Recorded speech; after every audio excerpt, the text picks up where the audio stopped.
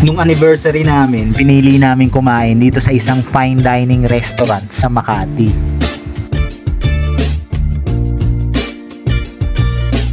Located to sa The Peninsula Manila dito sa Makati. Ganda ng ambience, di ba? Nanawa na raw si Madam sa Coras Tapsilugan eh. So, dadalhin natin siya rito sa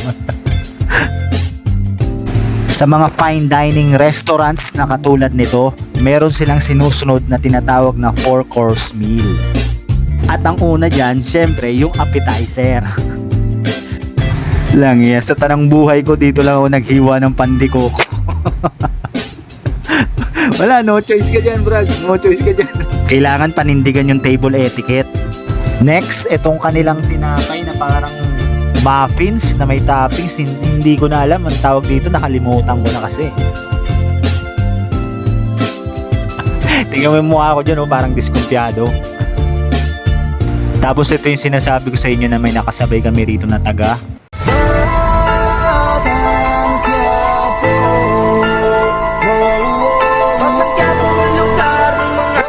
Kaso hindi ko pwedeng pakita yung mukha niya kasi may asawa na yung kasama niya eh. Issue. Anyway, balik na tayo dito sa menu. Tikman na natin tong hinain nila.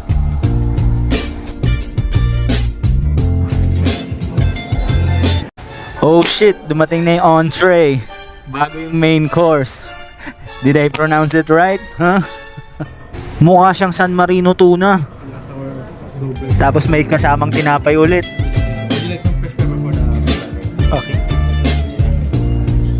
Lapitan natin.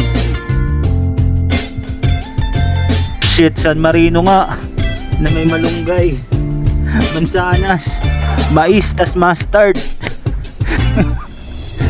Ano to?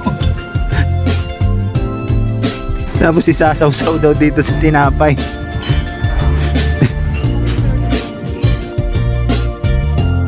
Game. Sige, tingnan natin. Pero may napansin, tingnan. Lapis. Yung pinagtasaan ng lapis. Chill pa rin siya kahit nagkakalokohan na kami sa pagkain. Maganda naman kasi talaga yung ambience dito. Talagang social. Tingnan mo yung chandelier nila. Tanso, di ba? Kung sa Del Pangkalamboy, kilo ka na.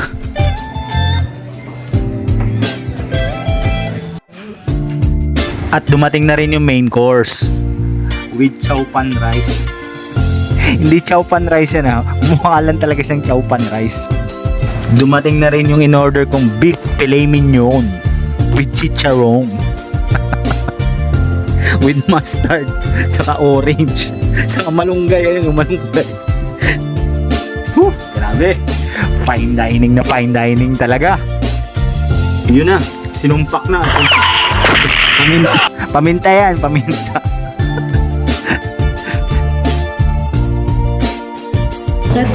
Konti lang.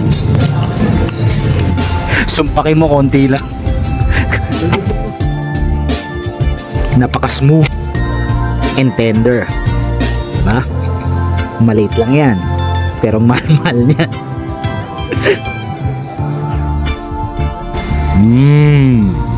Beef filet mignon. Ito naman yung in-order ni Eileen.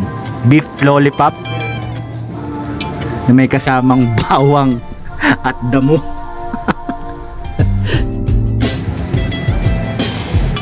Comedy lang pero masarap siya. Natikman ko na rin tong beef lollipop nila. Pero hindi siya beef lollipop, nakalimutan ko lang talaga yung pangalan nito. Pero seryoso, ang sarap ng pagkain dito. Ito kasi talaga yung binabayaran dito eh. Yung pagkain, yung presentation, yung ambience, lahat as in solid. So yun, uwi na tayo. Medyo nahihilo na raw siya eh, no? Ikaw ba naman kumain ng San Marino na may malunggay na may lapis?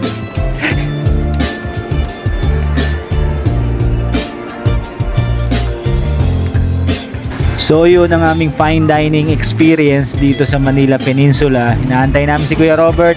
Medyo nagpagasolina pa yung Alphard.